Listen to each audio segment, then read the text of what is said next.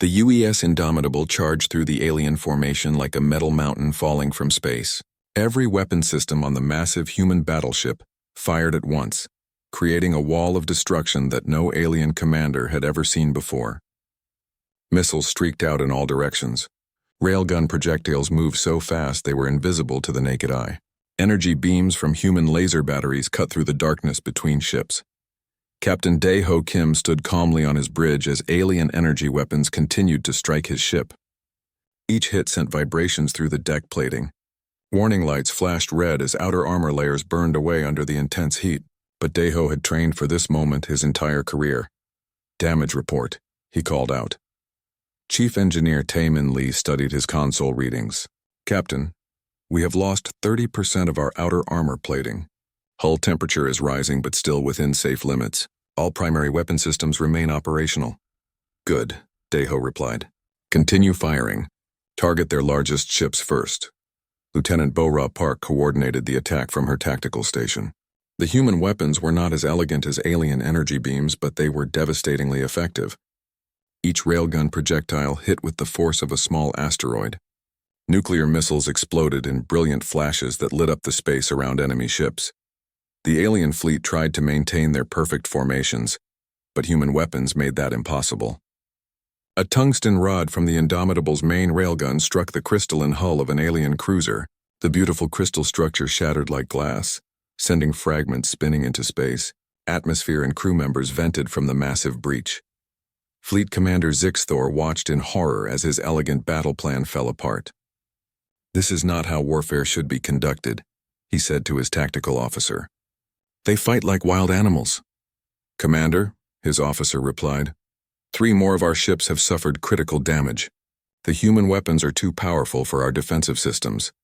Zixthor could not understand what was happening. His ships had the most advanced technology in the galaxy. Their energy weapons could cut through any known material.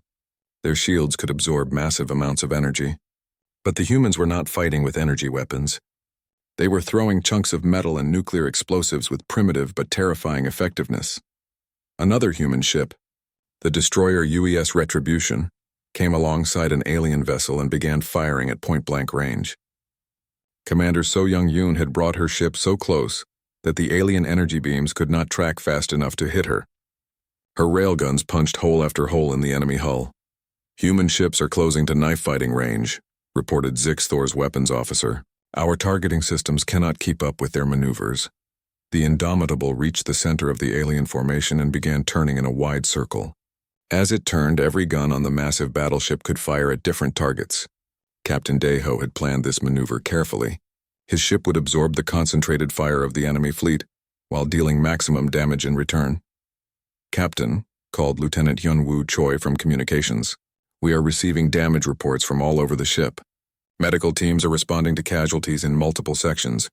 Dae-ho nodded grimly. War was never without cost. "Tell the medical teams to keep our people fighting. We cannot stop now." Gunnery Sergeant Yoon-ji Bae coordinated the Indomitable's weapons from the central fire control room deep inside the ship. Her job was to make sure every shot counted. She watched her displays as human weapons found their targets across the alien fleet. "Direct hit on enemy flagship," she reported. "Their forward sections are venting atmosphere. Target their engine compartments next." The alien ships were beautiful, but beauty made them fragile. Their crystal hulls looked magnificent but shattered under kinetic impacts. Their smooth, curved designs created weak points where human weapons could penetrate. The aliens had built ships for show. The humans had built ships for war. Zixthor's flagship, the luminous Dawn, shuddered under repeated impacts. His bridge crew worked frantically to maintain power and life support as human weapons carved away pieces of their ship. "Commander," his engineering officer reported, "we have lost main power to forward sections. Weapon systems are operating at 60% capacity. We cannot maintain this level of combat much longer." "How is this possible?" Zixthor demanded. "Our intelligence reports said human ships were primitive, weak, easily destroyed." His tactical officer studied the sensor data. "Commander, I believe our intelligence was wrong. The human ships are not trying to avoid damage. They are designed to absorb it and continue fighting. Look at their largest vessel." On the main display, the Indomitable was clearly visible. Half of its outer armor had been burned away by alien energy weapons. Entire sections of the hull glowed red-hot from repeated hits. But all of its guns were still firing. The human battleship looked like it was falling apart. But it was still the most dangerous thing in the battle.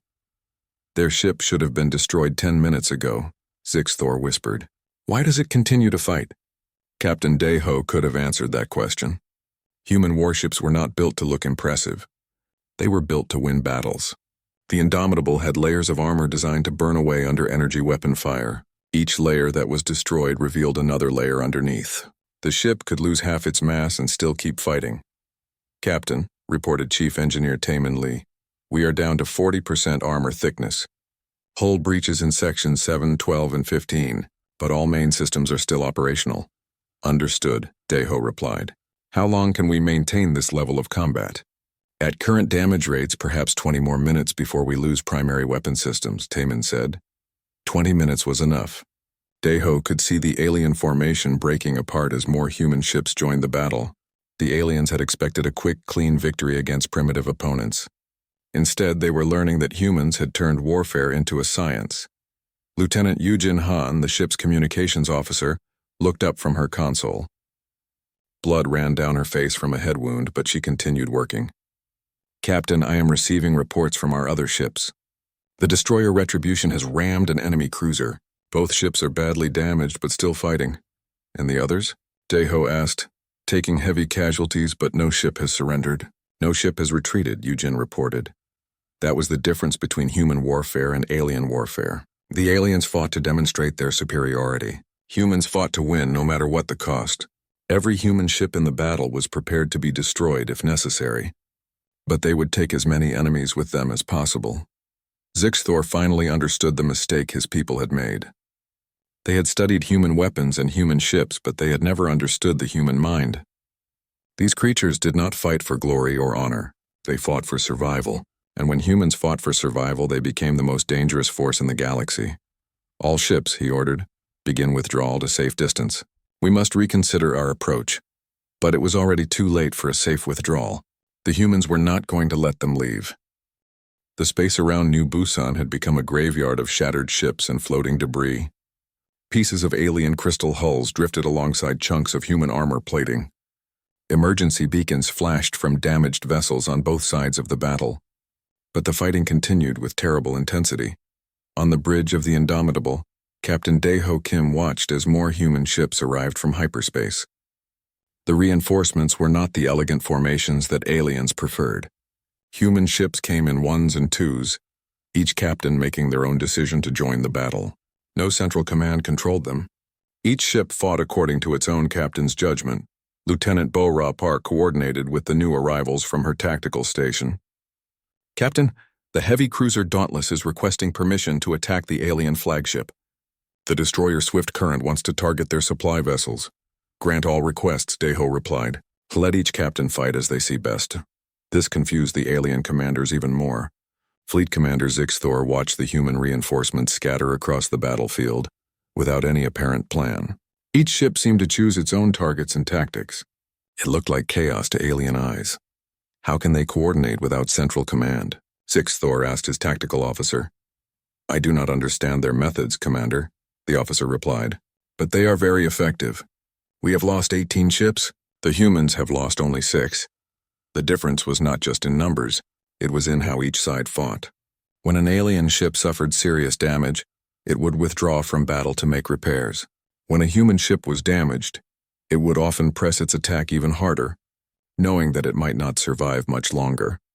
Lieutenant Yujin Han, the communications officer on the Indomitable, was badly wounded but still at her post. She had refused medical treatment twice, saying that the ship needed her to coordinate with other human vessels. Blood stained her uniform and she was clearly in pain, but her voice remained steady as she relayed messages between ships. Captain, Yujin reported, the destroyer Retribution is reporting critical damage to their reactor core. Commander So Young Yoon is requesting permission to ram the alien command ship. Deho closed his eyes for a moment. Commander Yoon had 300 crew members aboard her ship.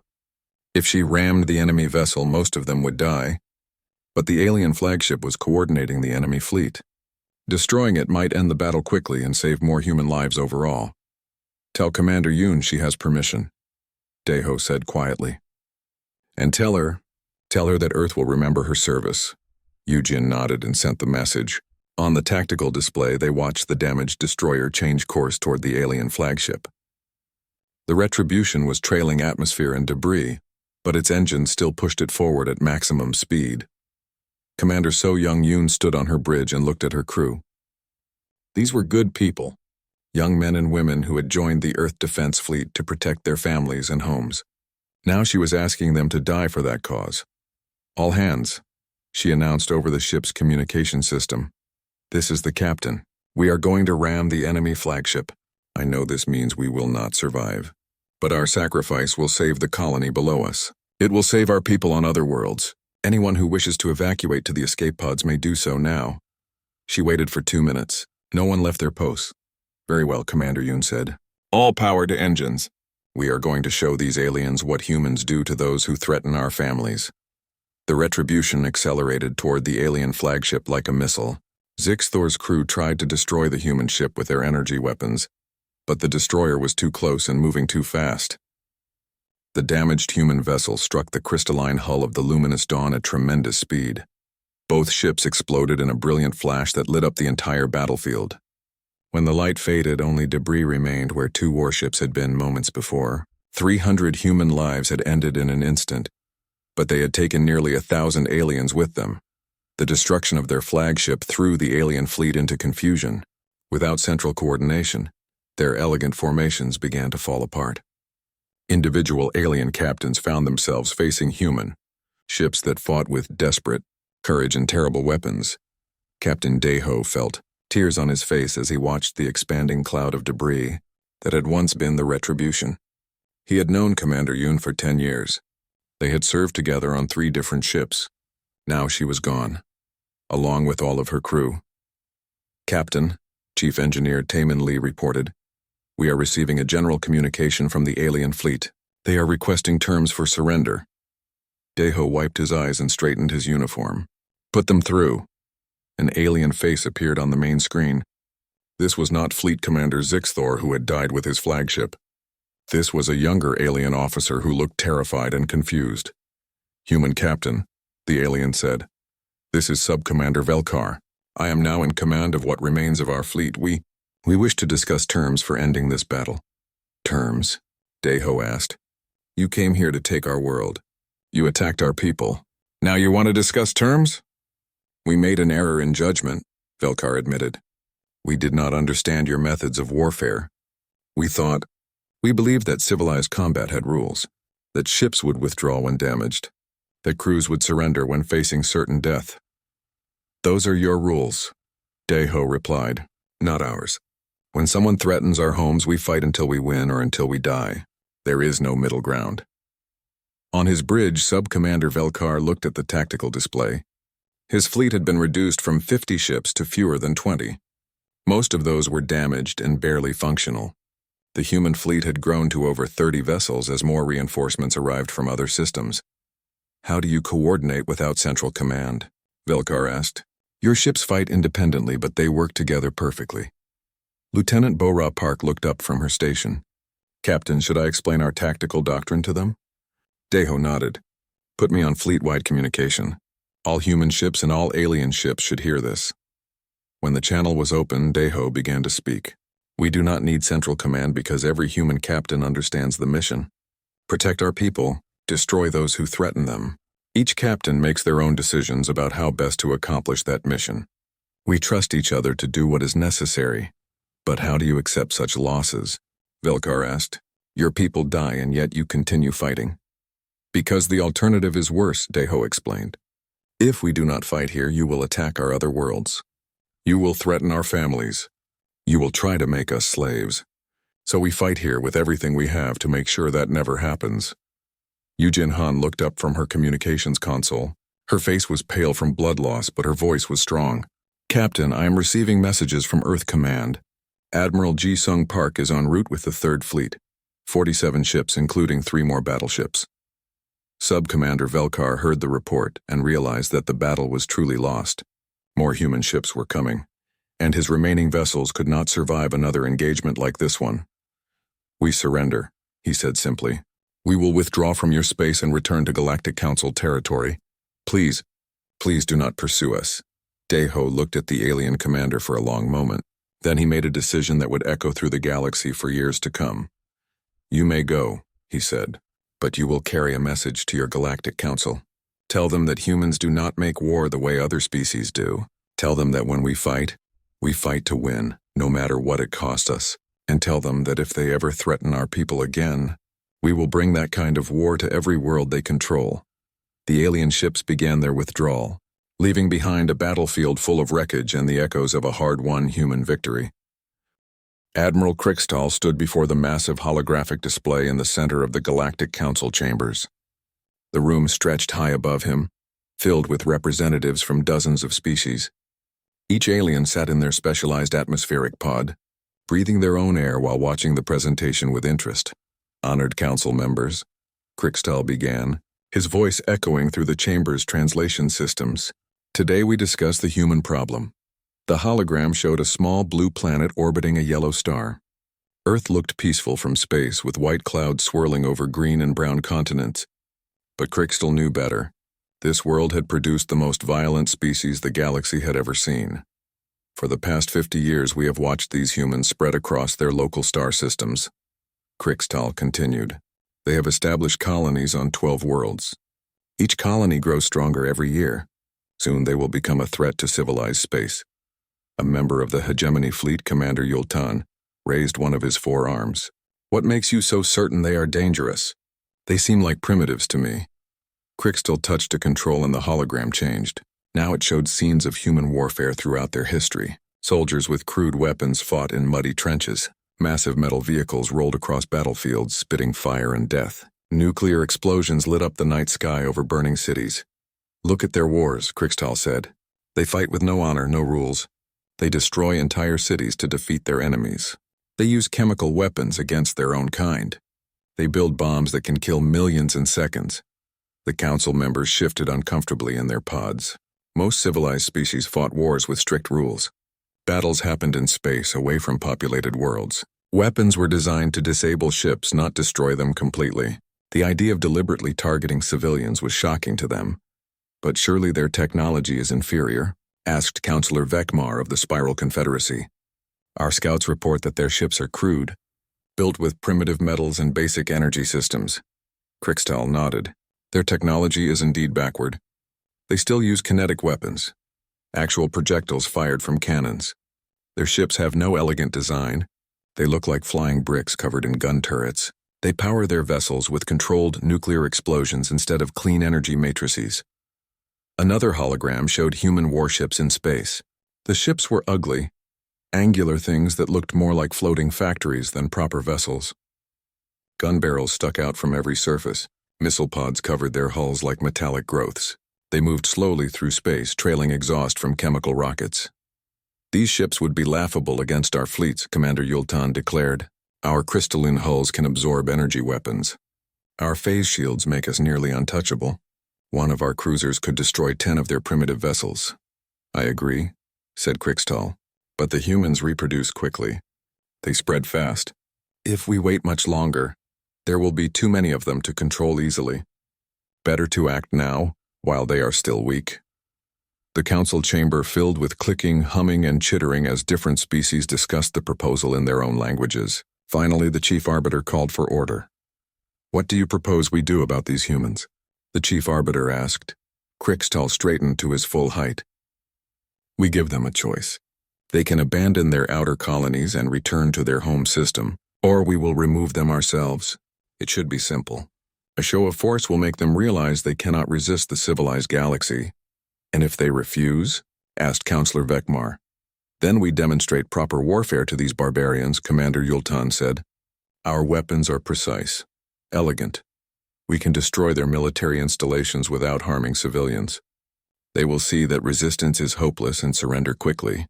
Far from the council chambers, in the Kepler 442 star system, Captain Daeho Kim was reviewing patrol reports on the bridge of the UES Indomitable. The human battleship moved slowly through space, its massive bulk casting a shadow over the nearby planet of New Busan. Captain, called Lieutenant Bo-Ra Park from her position at the communication station. "We're receiving a transmission on the emergency frequency. It's coming from outside the system." Daho looked up from his reports. "Put it through." The main screen flickered to life, showing an alien face unlike anything in human databases. The creature had multiple eyes and speaking parts that moved in complex patterns. When it spoke, the translation software struggled to keep up. "Attention, human forces," the alien said. "This is Admiral Crickstall of the Vorthak Dominion, speaking for the Galactic Council. We have observed your species for many years. You have spread beyond your home world without permission from the civilized galaxy." Daho felt his stomach tighten. First contact with aliens, and it was not going well. "You will evacuate the following 12 colony worlds within 72 hours, the alien continued. A list of human settlements appeared on the screen. New Busan was the first name on the list. "Remove all human presence from these systems. Return to your homeworld and await further instructions." Chief Engineer Taemin Lee looked up from his console. "Captain, are they serious? They want us to abandon our colonies?" "If you refuse," Admiral Crickstall continued, "we will demonstrate the difference between your primitive warfare and civilized military action. You cannot resist the combined fleets of the Galactic Council. Submit now, and no harm will come to your people." The transmission ended, leaving the bridge of the Indomitable in silence. "Lieutenant Park," Daho said quietly, "send an immediate message to Earth Command. Full priority. Tell them we have made contact with hostile alien forces." "Should we evacuate New Busan?" asked Lieutenant Hyunwoo Choi from the navigation station. Daho looked at the planet below them. 2 million humans lived on New Busan. They had spent 30 years building farms and cities on that world. Their children had been born there. It was their home now. "No," Daho said. "We don't abandon our people. Not to anyone." Back in the Galactic Council chambers, the vote was completed. Every species agreed that the humans must be controlled before they became a larger problem. The motion passed without a single dissenting voice. "It is decided," announced the chief arbiter. "Admiral Crickstall, you will take a demonstration fleet to human space. Show them the futility of resistance. If they submit, accept their surrender. If they fight, destroy their military forces quickly and cleanly." Admiral Crickstall bowed to the council. "It will be done, honored ones. The humans will learn their place in the civilized galaxy." As the council session ended, none of the aliens suspected that they were about to learn something themselves. They had studied human weapons and human ships. They had watched human wars from a distance, but they had never faced humans who were fighting for their homes and their families. That education was about to begin.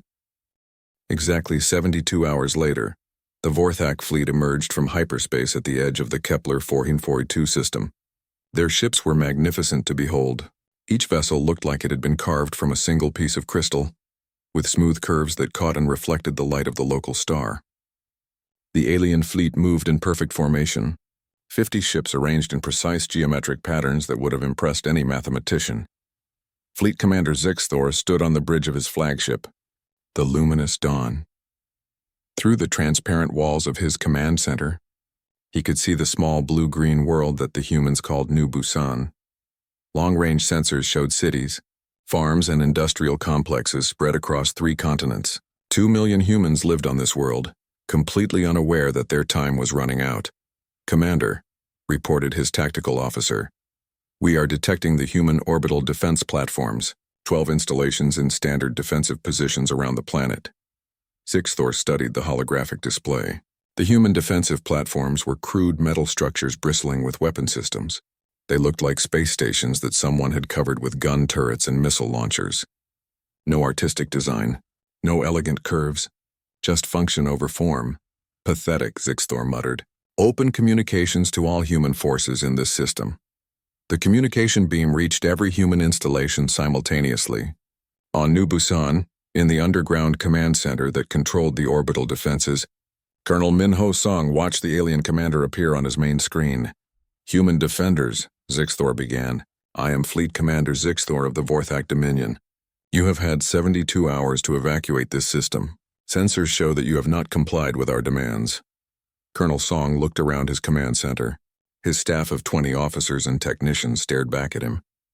These were good people. They had volunteered to stay behind while civilian transports carried women and children to safety.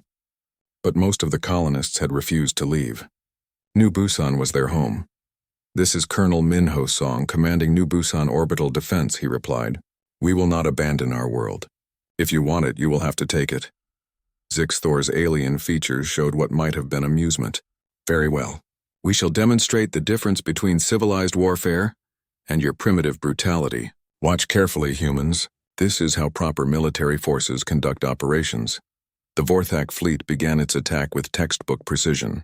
Each ship took its assigned position around the planet. Their weapons were beautiful to watch, focused beams of pure energy that sliced through space like golden threads.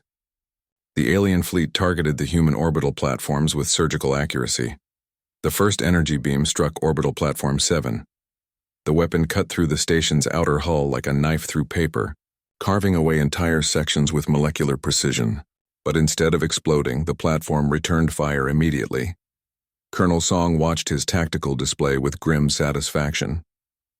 "Platform 7 status report. Hull breach in sections 4 and 5, Colonel," came the reply. "But all weapon systems are operational, firing railgun batteries now." The human railguns were crude compared to alien energy weapons. They simply fired large pieces of metal at extremely high speeds. But when a tungsten rod moving at a significant fraction of light speed hit something, elegance became irrelevant. The tungsten projectile struck the alien flagship's shields and punched straight through them. The rod smashed into the crystal hull, sending cracks racing across the beautiful surface. Alarms screamed through the luminous dawn as atmosphere vented from multiple breaches. "Impossible," Zixthor gasped. "Their primitive weapons cannot penetrate our shields." "Commander," his tactical officer reported, "the projectile was moving at .2 light speed. Our shields are not designed to stop solid matter at that velocity." The human platforms continued firing. Railguns hurled tungsten rods while missile batteries launched hundreds of nuclear-tipped warheads. The missiles were not elegant. They were simply large explosives with basic guidance systems. But they were fast, numerous, and very difficult to stop. Zixthor watched in growing alarm as his perfect formation began to break apart. 3 of his cruisers had already suffered serious damage from human kinetic weapons. The aliens' energy beams could destroy human platforms, but the humans kept fighting even as their stations were carved apart around them.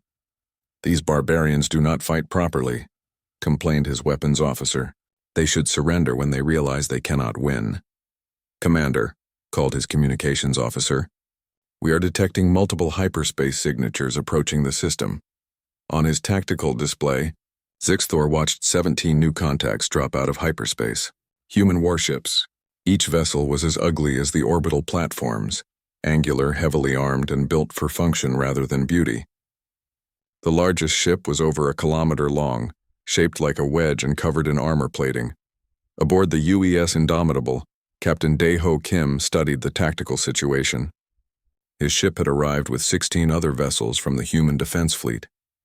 They were outnumbered 3-1 by the alien forces, but Dae-ho had not expected favorable odds.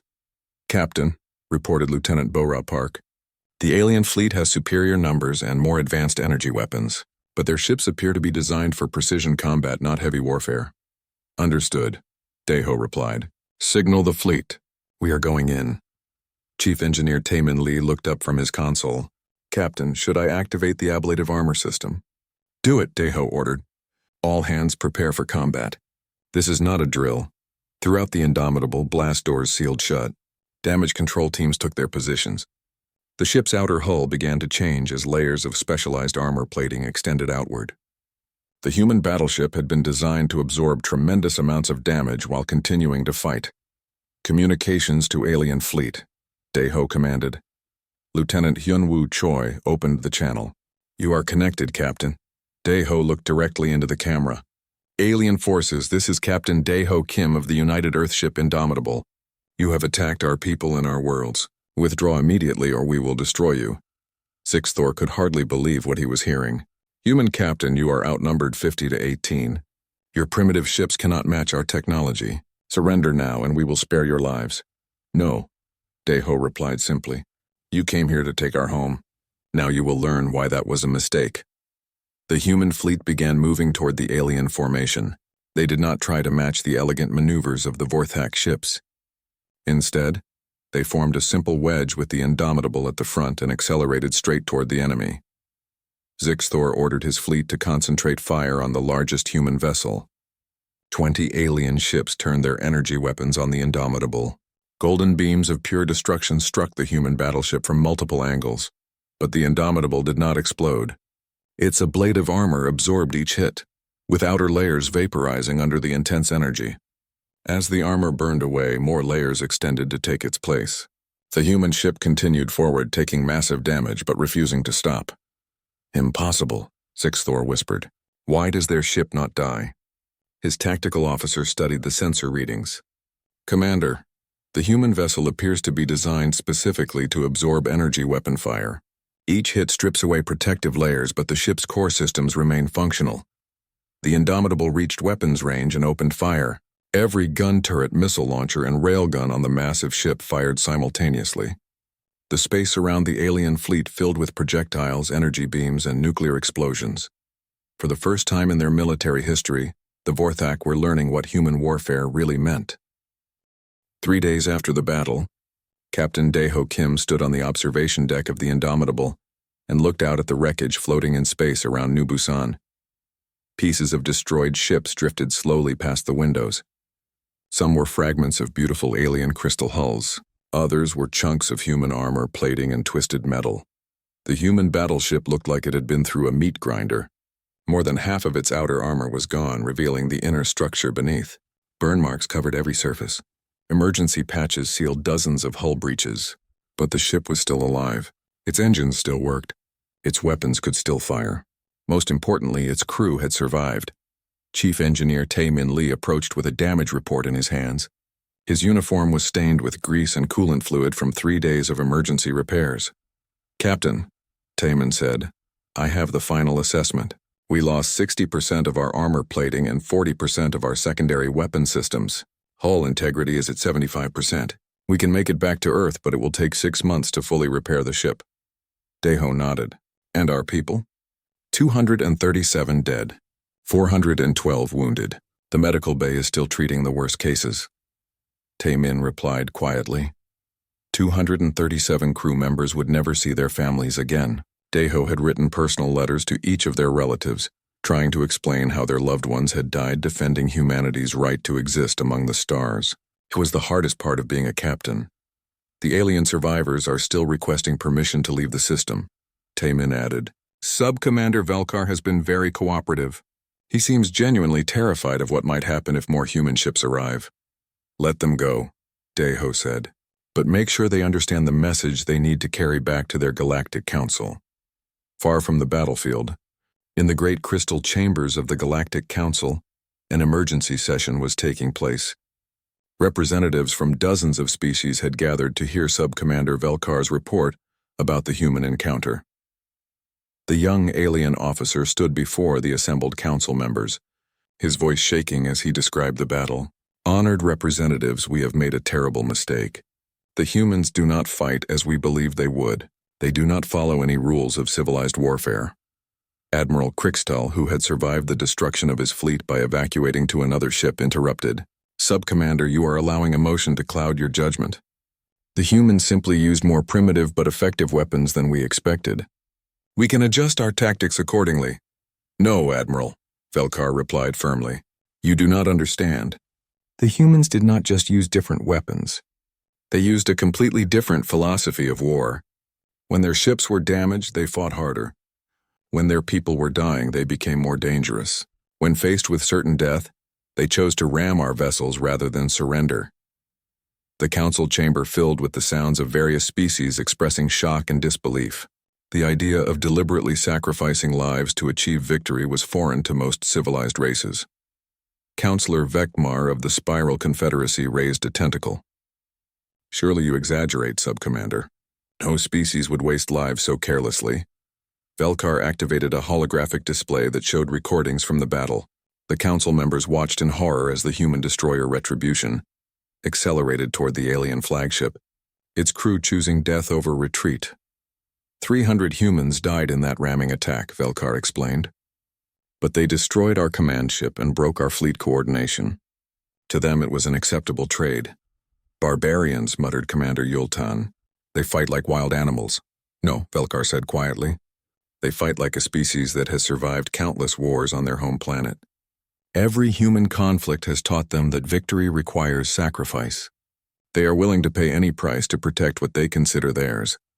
The chief arbiter called for order as the chamber erupted in debate. Sub-Commander Velkar, what is your assessment of human military capabilities? Honored arbiter, the humans are individually inferior to us in technology and ship design. But their willingness to accept casualties makes them extremely dangerous opponents. They do not retreat when damaged. They do not surrender when outnumbered. They fight until they win or until they are all dead. And their fleet strength? Asked the chief arbiter. Unknown, but growing rapidly. During our withdrawal, we detected at least 40 more human ships approaching the battle zone. Their Admiral Ji-Sung Park appeared to have access to significant reinforcements. On Earth, Admiral Ji-Sung Park was reviewing the battle reports in her office at Fleet Headquarters. The cost of victory had been high. 7 human ships destroyed, over 1,000 crew members dead, and 3 colonies damaged by the fighting. But the message had been sent clearly to the galaxy. Her aide, Commander Kyung-Soo Jang, entered with the latest intelligence reports. Admiral, our deep space sensors are detecting increased alien fleet movements throughout the local sector. It appears the Galactic Council is repositioning their forces. Defensively or offensively? Admiral Park asked. Difficult to determine, but their formations suggest defensive positioning. They appear to be consolidating around their core worlds rather than preparing for another attack. Admiral Park allowed herself a small smile. Good. Perhaps they learned something from Captain Kim's demonstration. Admiral, there is one more thing, Commander Jang added. The Galactic Council has sent a diplomatic communication. They are requesting formal negotiations to establish peaceful relations with humanity. After they tried to drive us from our colonies, Admiral Park raised an eyebrow. How generous of them. Should we accept their offer of negotiations? Admiral Park considered the question carefully. Humanity was still vastly outnumbered in the galaxy. There were hundreds of alien species and thousands of worlds under Galactic Council control. But the aliens now knew that humans would fight for every inch of space they claimed. Yes, we will negotiate, she decided. But Captain Dae-Ho Kim will lead our diplomatic mission. I want the aliens to be reminded every day of what happens when they underestimate us. Back on the Indomitable, Captain Dae-Ho received his new orders with mixed feelings. He was being promoted to admiral and given command of humanity's first diplomatic fleet. It was a great honor, but part of him wondered if the aliens had truly learned their lesson. Lieutenant Bo-Ra Park, now promoted to commander, found him on the observation deck looking out at the stars. Admiral, the diplomatic fleet is assembled and ready for departure. 5 battleships, 10 cruisers, and 20 destroyers. Enough firepower to remind the aliens that we negotiate from a position of strength. Good, Dae-Ho replied, but I hope we never have to use those weapons again. Do you think the aliens will honor whatever agreement we reach? Bo-Ra asked. Dae-Ho looked out at the wreckage still floating around New Busan. Somewhere in that debris were pieces of the destroyer Retribution and the remains of Commander So Young-Yoon's crew. They had died to prove that humanity would not be pushed around by anyone. They will honor it as long as they remember what happened here, he said. But if they ever forget, we will have to remind them again. The diplomatic fleet departed for the Galactic Council territories a week later. As they entered hyperspace, Admiral Dae-Ho Kim carried with him the hopes of all humanity and the memory of those who had died to secure Earth's place among the stars. The aliens believed they understood war, but they had learned that understanding tactics was not the same as understanding the warrior's heart. The galaxy would never underestimate humanity again.